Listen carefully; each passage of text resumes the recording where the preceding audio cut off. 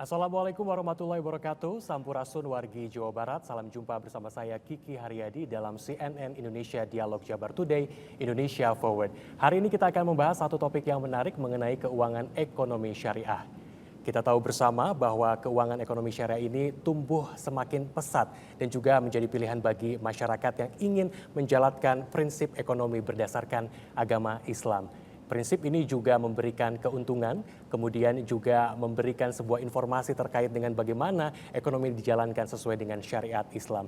Lalu seperti apa sebetulnya ekonomi syariah ini dan apa manfaatnya? Dan seperti apa dorongan pemerintah untuk mendorong terkait dengan ekonomi syariah ini? Saya sudah bersama dengan sejumlah narasumber yang akan berbagi informasi bersama kami di sini. Saya sapa satu persatu dan saya perkenalkan. Yang pertama ada Bapak Muhammad Nur, Kepala Perwakilan Bank Indonesia Jawa Barat. Assalamualaikum, selamat pagi Bapak. Waalaikumsalam, selamat pagi Kang Kiki. Sehat Pak? Alhamdulillah. Puasanya sehat. Lancar ya? Alhamdulillah. Alhamdulillah. Terima kasih Bapak atas waktunya. Siap. Kemudian yang kedua saya perkenalkan ada analis 4 Komite Nasional Ekonomi Syariah, ada Bapak Dr. Aulia Nugraha. Assalamualaikum, selamat pagi Bapak. Waalaikumsalam. Wilujeng Sumping ke Bandung. Aduh, saya orang Jawa. Oke. Selamat datang Bapak di Bandung. Sehat-sehat ya Pak ya? Alhamdulillah sehat. Oke. Dan yang terakhir ini mungkin tidak asing lagi. Ustadz kita bersama, langsung saya saja perkenalkan. Assalamualaikum, A.A. Hilman. Waalaikumsalam warahmatullahi wabarakatuh. Boleh ya saya panggilnya A. Hilman ya? Boleh, boleh. Oke. Apalagi ini kan di Jawa Barat ya. Betul. Memang AA kan identik dengan orang Jawa Barat. Nah, betul banget. Terima kasih sudah meluangkan waktunya ke sini untuk kita berdiskusi bersama. Baik, hari ini Bapak-Bapak kita akan berbincang mengenai ekonomi syariah. Kita tahu bersama bahwa ekonomi syariah ini bukan hal yang baru, sudah lama kita ketahui bersama begitu. Saya mau ke Pak Nur terlebih dahulu, Pak. Sebagai bank sentral ya, Pak, Bank Indonesia ini melihat ekonomi syariah itu seperti apa sih Pak? Apalagi kita ketahui ada halal value chain ya Pak ya? Seperti apa itu Pak?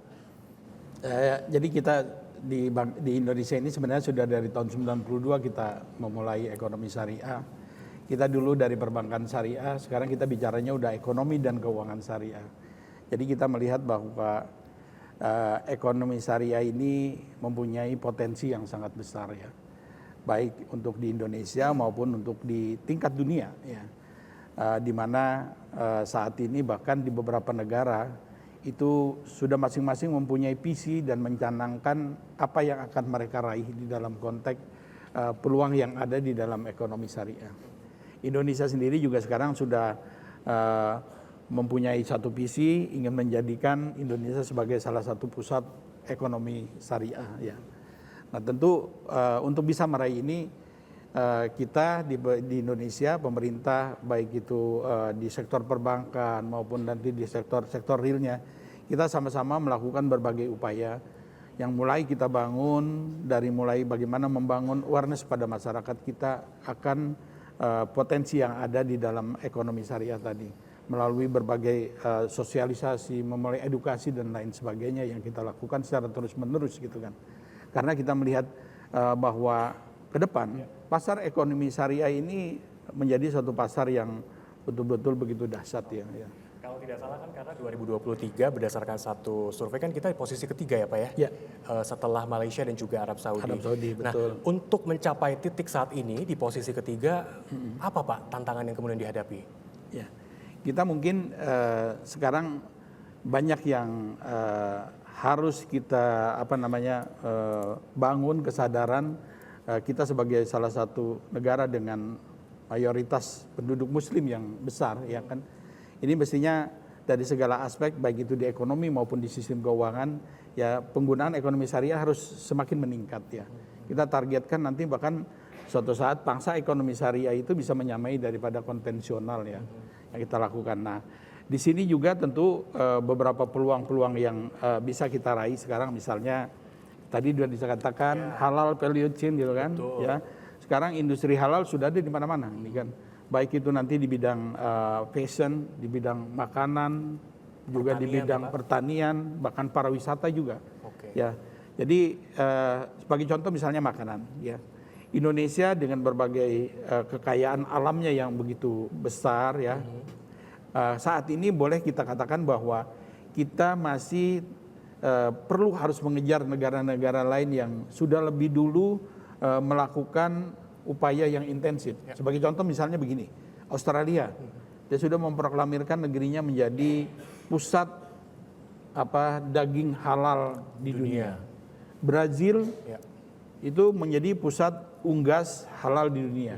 Yang notabene mereka kan kalau dibandingkan kita, Muslim kita sangat besar sekali gitu. Betul. Nah, sementara kita sendiri daging unggas sebenarnya di Indonesia apa yang tidak bisa kita lakukan.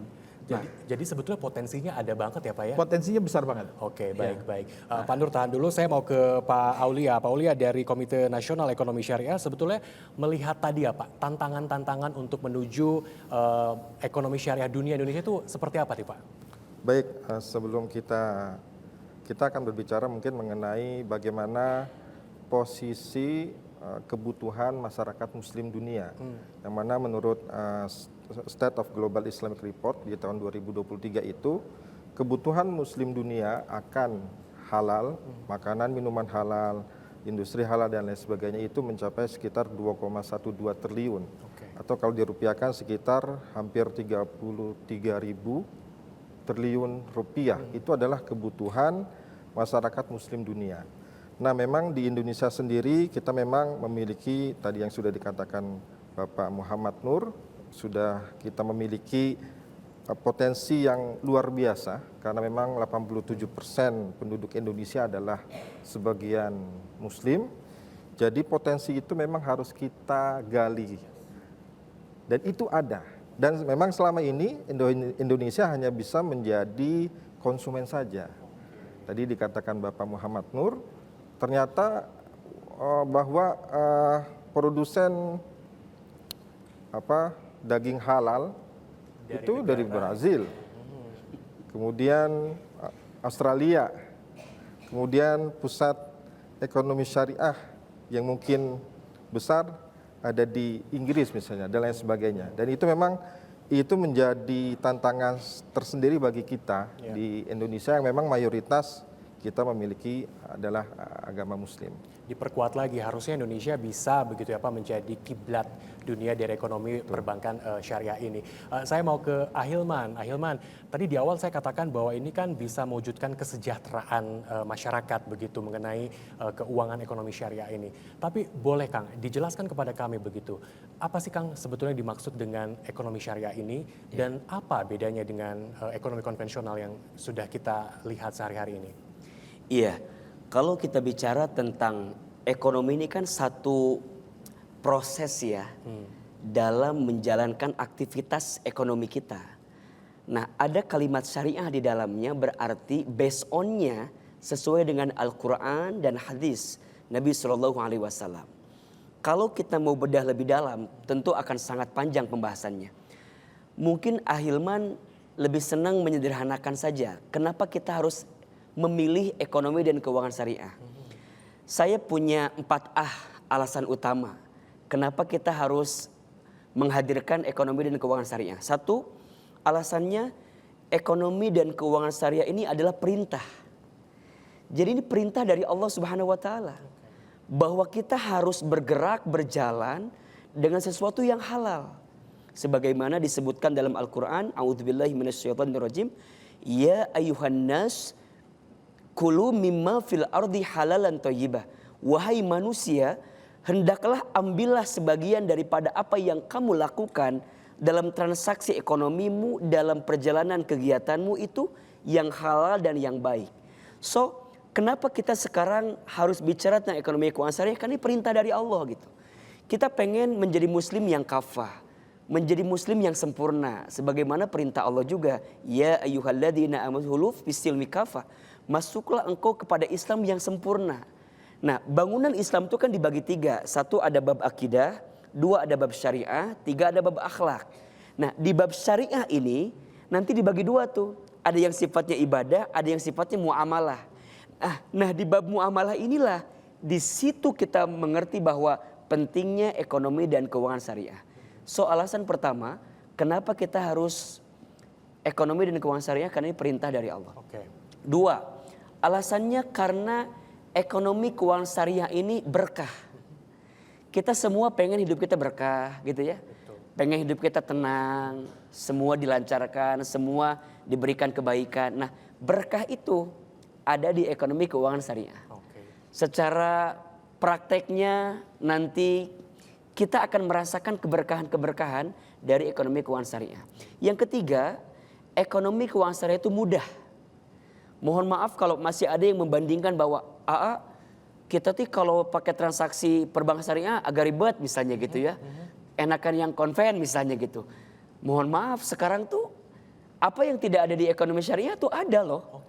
Teknologinya ada, kemudian juga kelengkapan sistemnya juga ada. Jadi sangatlah mudah apa yang bisa kita hadirkan. Nah, yang terakhir, ekonomi keuangan syariah itu indah. Kenapa? Karena bukan hanya urusan dunia, tapi juga akhirat. Di ekonomi keuangan syariah orientasinya bukan hanya keuntungan dunia, tapi juga ada falah namanya. Keuntungan dunia akhirat. Jadi sekarang tuh bukan alternatif, tapi Bukan. kebutuhan ya Ayah? Yes. Kebutuhan menjadi penting untuk kita Iya. sebagai umat muslim ya. Kita tahan dulu, kita akan coba bahas lebih dalam, tetapi kita harus jeda terlebih dahulu. Wargi Jawa Barat tetaplah bersama kami di CNN Indonesia Forward. Kami segera kembali.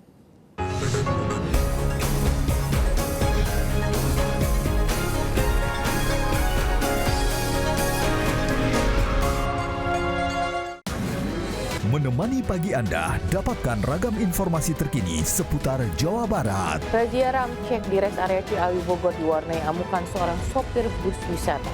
Sang sopir menolak menjalani tes urin pada Sabtu pagi.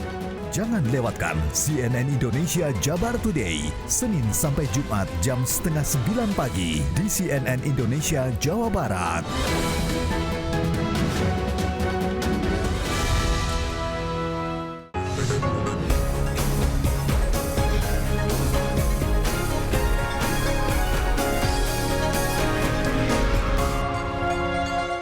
Terima kasih wargi Jawa Barat, Anda masih terus bersama kami di CNN Indonesia Forward. Kita akan lanjutkan diskusi atau perbincangan kita pada hari ini. Tadi di awal kita sudah simpulkan bahwa ternyata ekonomi syariah itu bukan alternatif, tetapi menjadi sebuah kebutuhan begitu ya. Saya ingin ke Pak Aulia. Pak Aulia, apa saja sih Pak sebetulnya strategi, kebijakan, kemudian juga regulasi yang diberikan dalam mengembangkan ekonomi syariah kita di Indonesia Pak? Baik, sebenarnya memang Komite Nasional Ekonomi dan Keuangan Syariah ini adalah dibentuk melalui Perpres tahun 2020. Ya, kemudian yang mana memiliki tugas untuk mempercepat mengembangkan ekonomi dan keuangan syariah di Indonesia, yang mana juga untuk mendukung ketahanan ekonomi secara nasional. Kemudian memang berbagai strategi yang memang kita lakukan karena memang tugas KNEX sendiri atau KNEKS adalah untuk mempercepat mengembangkan ekonomi dan keuangan syariah pada skala nasional. Nah, salah satu strategi yang dilakukan adalah yang pertama mungkin dari sisi kelembagaan. Alhamdulillah di sebelum periode presiden yang sekarang ini, Presiden Bapak Prabowo dan juga Bapak Gibran, yang mana merupakan mereka juga memiliki namanya Astacita Pak. Astacita ini juga sudah termuat ekonomi syariah di dalam Astacita tersebut. Kemudian juga kita Komite Nasional Ekonomi dan Keuangan Syariah memiliki 31 yang kita sebut dengan Komite Daerah Ekonomi dan Keuangan Syariah. Ini alhamdulillah di masa akhir Bapak Wakil Presiden Republik Indonesia, ini yang mengusung beliau Pak, yang mengusung beliau. Alhamdulillah di akhir periode beliau itu sudah membentuk kurang lebih sekitar 31 komite daerah ekonomi dan keuangan syariah di 31 provinsi. Jadi ini adalah strategi-strategi yang memang dilakukan oleh Komite Nasional Ekonomi dan Keuangan Syariah. Kemudian daripada itu juga ada lagi peningkatan literasi ekonomi dan keuangan syariah. Yang mana di tahun 2022 Bank Indonesia menerbitkan bahwasanya tingkat literasi ekonomi dan keuangan syariah itu masih di angka 23,3%. Kemudian alhamdulillah di tahun 2024 ini meningkat menjadi 42,87%. 2 kali lipat ya Pak? Alhamdulillah. Saya mau ke Pak Nur. Pak Nur, soal ekonomi syariah ini bagaimana Pak dengan kontribusi pembiayaan syariahnya sendiri Pak? Ya, terkait dengan pembiayaan ini memang menjadi PR kita bersama. karena sampai dengan saat ini kontribusi pembiayaan ini masih di bawah 10% ya.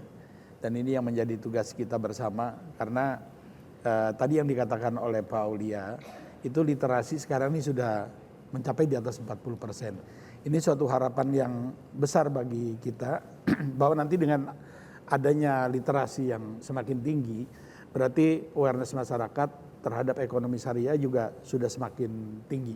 Nah, kita harapkan nanti bahwa dunia usaha yang ada di kita ini ya tidak lagi hanya terpaku atau berpikir bahwa konvensional itu adalah salah satu-satunya gitu kan. Tadi Ustadz Hilman katakan sebenarnya syariah itu adalah sebuah sistem yang memang patut dipilih gitu loh kan. Karena ada beberapa keunggulan-keunggulan di dalam sistem keuangan syariah yang ada di kita ya. Yang pasti di sistem keuangan syariah ini kan tentu begitu dipikirkan tentang keadilan, ya, kemanfaatan, kemaslahatan, bahkan juga ekonomi syariah ini, pembiayaan syariah ini suatu pembiayaan yang pasti juga akan memperhatikan keberlangsungan dari suatu kegiatan ekonomi. Mungkin sekarang kita kenal ekonomi hijau dan lain sebagainya. Nah, untuk mencapai itu, Bank Indonesia, Otoritas Jasa Keuangan kita dan lembaga-lembaga keuangan yang lainnya ini kita terus melakukan berbagai upaya ya agar masyarakat itu tadi kembali jadi menjadikan bahwa syariah itu memang sesuatu sistem yang perlu dipilih ya, yang wajib dipilih ya. Karena kita juga belajar. Tadi Pak Aulia juga sampaikan bahwa di pusat keuangan dunia, salah satunya adalah di London, ya, itu keuangan syariah itu, pembiayaan syariah itu sudah begitu pesat gitu loh kan. Ya, bahkan bank-bank yang notabene itu adalah bank-bank asing yang ada di sana, itu juga begitu concernnya tentang bagaimana mereka melakukan pembiayaan syariah. Mungkin kita juga perlu belajar misalnya dari tetangga kita di Malaysia ya. Malaysia itu sekarang itu ada salah satu bank, mungkin saya nggak perlu sebut namanya. Ketika seseorang itu datang ke bank itu, maka itu yang dia datangkan itu adalah bank konvensionalnya, cabang konvensional. Maka di sana punya suatu kewajiban untuk menawarkannya adalah pembiayaan syariah ya. Ya. Jadi bukan karena dia konvensional lalu dia tawarkan konvennya, tidak, tapi dia justru tawarkan syariahnya dulu. Ya. Itu yang menjadi penawaran pertama justru. Itu yang jadi penawaran pertama tentunya. Baik. Tapi mungkin saya sedikit ingin tambahkan juga, tapi hal juga yang penting, yang perlu juga kita terus lakukan adalah kita menciptakan sumber daya manusia yang betul-betul bisa berkualitas di dalam pembiayaan syariah. Karena syariah itu kalau nanti ilmunya tidak mumpuni, produknya itu lagi. Padahal sesungguhnya banyak sekali produk syariah yang bisa di-create dan itu masih sesuai dengan syariah Islam ya Ustadz ya. Kira-kira begitu. Oke, tapi yang paling penting tadi dikatakan bahwa literasinya secara data meningkat dari tahun ke tahun dan yang paling penting juga masyarakat seharusnya sudah tahu apa saja yang kemudian dimaksud tadi apa ya oleh ekonomi syariah. Saya mau ke Ahilman, biar masyarakat juga punya gambaran apa sebetulnya prinsip-prinsip yang perlu diketahui tentang ekonomi syariah ini. Iya, tadi saya menyebutkan di awal bahwa kenapa harus ekonomi syariah itu ada 4 alasannya. 1, perintah. 2, berkah. 3, mudah. Dan yang keempat, indah. Ekonomi syariah itu dalam prakteknya itu memberikan banyak keindahan untuk kita. Maka 2 prinsip utama yang ada dalam ekonomi syariah. 1, antaradin minkum, saling ridho. Di ekonomi syariah itu setiap yang bertransaksi itu saling ridho. Gak boleh ada yang diuntungkan satu pihak, gak boleh ada yang mengambil keuntungan satu pihak. Kenapa? Karena ekonomi syariah mengedepankan al-adl, keadilan di antara keduanya. Seperti yang tadi Pak Muhammad Nur sampaikan. Yang kedua, prinsip yang dimiliki oleh ekonomi syariah adalah la tadlimuna wa la tudlamun. Janganlah engkau menzolimi dan jangan dizolimi. Maka semua praktek yang diharamkan dalam prinsip syariah, karena itu berpotensi ada kezoliman di dalamnya.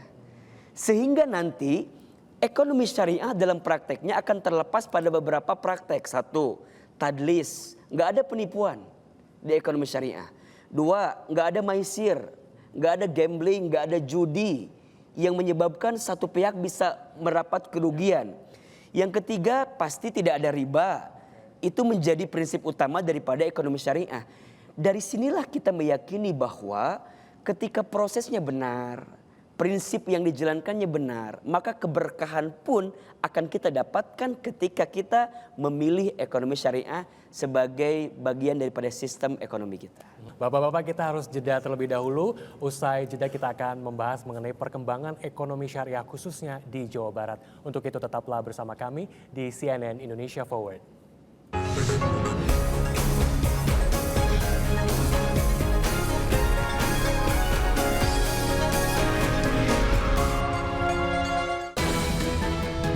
Menemani pagi Anda, dapatkan ragam informasi terkini seputar Jawa Barat.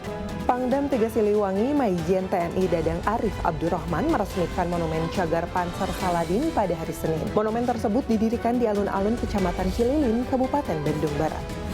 Jangan lewatkan CNN Indonesia Jabar Today, Senin sampai Jumat jam 8:30 pagi di CNN Indonesia Jawa Barat.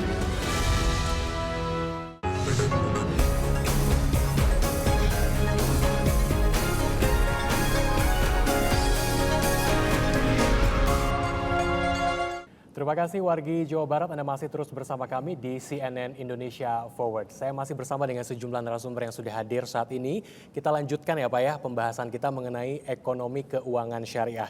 Saya mau ke Pak Aulia dulu dari analis 4 Komite Nasional Ekonomi Syariah. Pak Aulia, seberapa besar Pak peran keuangan syariah dalam mendorong pertumbuhan ekonomi di Indonesia saat ini Pak? Baik, sebagaimana kita ketahui juga bahwasanya saat ini aset perbankan syariah di Indonesia secara akumulatif yaitu sekitar 935 triliun. Ini aset. Secara nasional aset ekonomi dan keuangan syariah di Indonesia bukan hanya perbankan saja itu kurang lebih sekitar 2.700 triliun.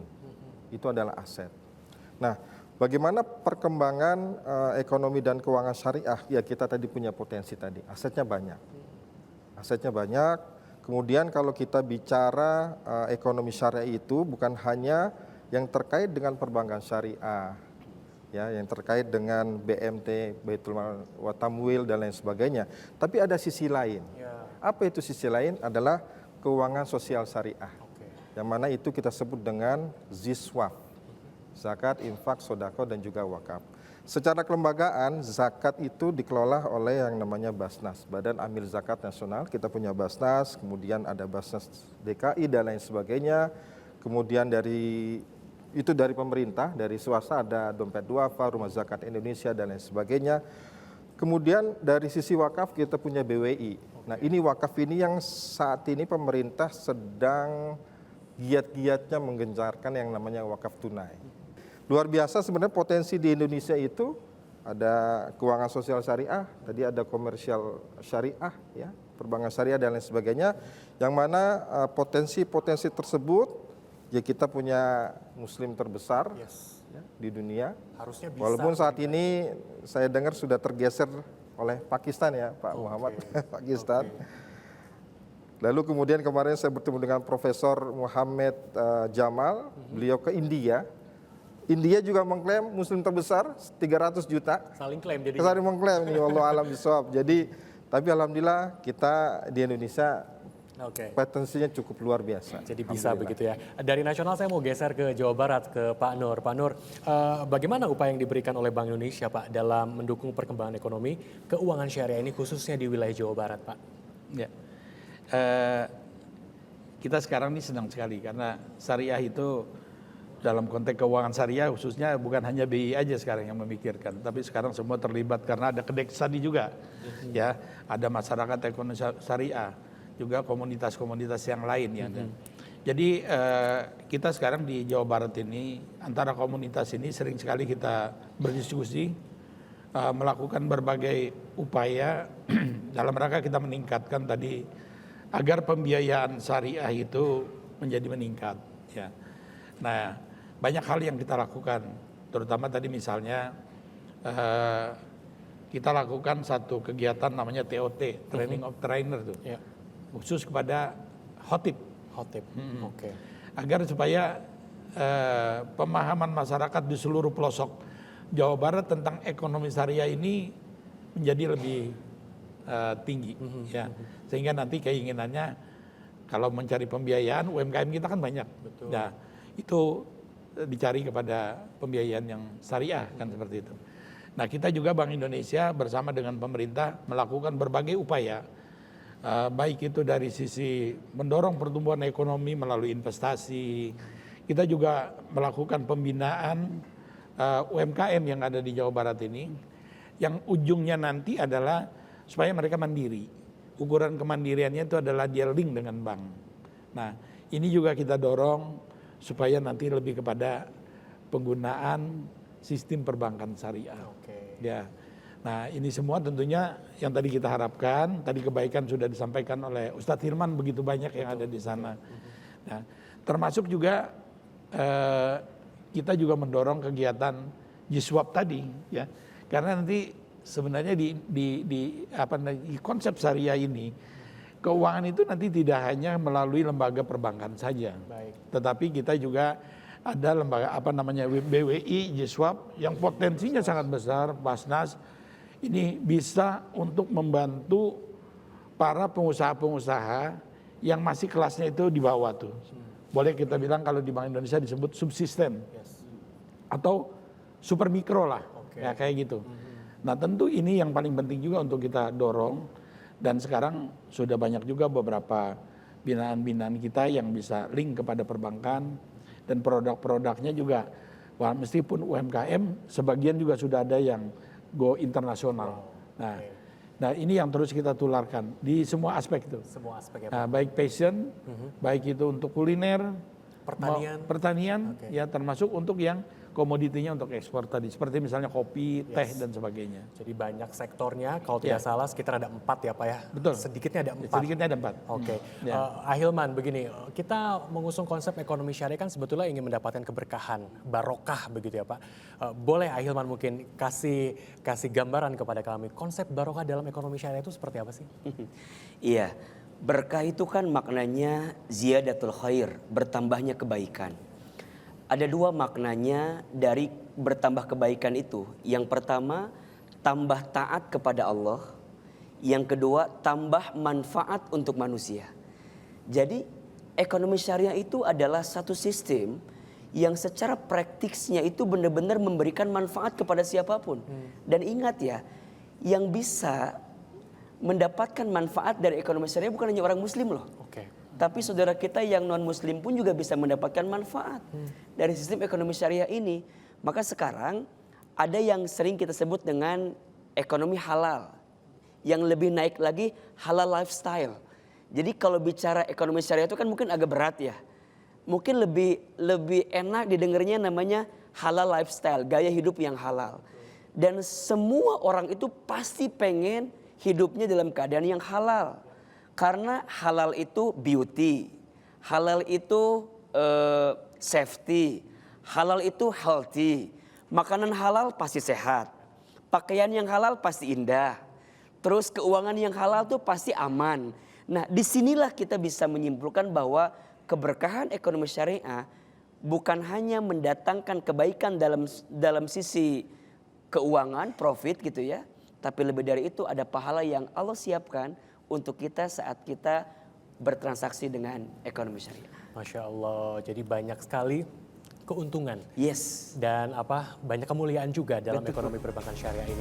Baik, terima kasih Bapak-Bapak atas informasinya. Ada satu informasi juga, ternyata kita sudah punya logo ekonomi syariah yang artinya adalah kebaikan untuk semua. Betul ya Bapak-Bapak ya? Baik, terima kasih banyak kepada Bapak Muhammad Nur, Kepala Perwakilan Bank Indonesia Jawa Barat. Hatur nuhun Bapak.